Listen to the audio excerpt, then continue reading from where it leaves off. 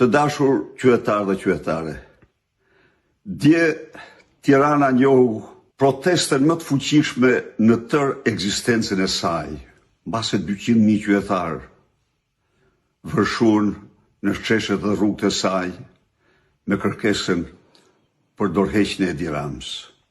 Por, siç ka faktuar historia, diktatorët të vërbuar nga pushteti nuk ndigjojnë të tjerët, nuk njohin realitetin dhe sfundi nuk marrin ndonjëherë vendimet drejta. Ai sot, në monologun e tij, u rrek përsëri të fajsoj protestën për turizmin, madje solli edhe shembuj të agjensive që protestojnë. E vërteta është se antimitingjet e Ramës, por dhe të noj agjensie, janë të tëra akte antidemokratike, mbasi armiku numër 1 i turizmit në Shqipëri sot për sot është Edi Rama. I jep dorëheqjen që të vinë turistët me qenë se ti e shtroven çështje kryesore.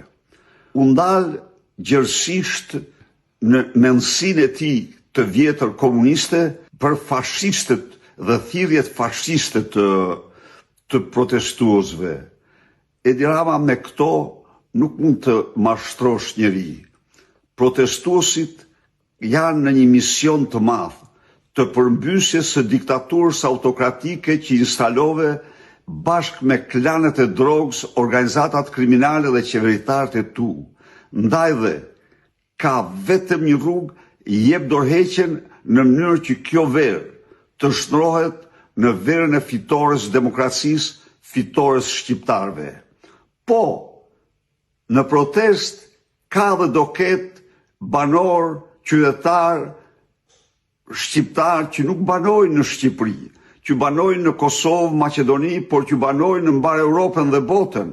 Shqipëria është dheu i dashur i tyre dhe ata përjetojnë në dhimbje të madhe dramën e tmerrshme që i krijove këtij vendi duke përzarë nga Shqipëria si me platformën e Vasur Çubrulloviçit 2 herë më shumë se sa serbët në Kosovë, duke përzarë vetëm në hapësirën e Bashkimit Evropian 1.100.000 shqiptarë në 10 vite.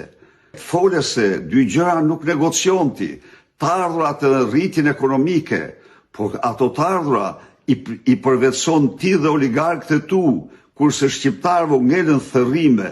Ndaj dhe ajo që mbetet të bësh akti më i rëndësishëm, i jep dorëheqjen sa nuk është vonë. Ky revolucion, kjo protest, kjo lëvizje nuk ka të ndalur, do realizoj plotësisht misionin e saj.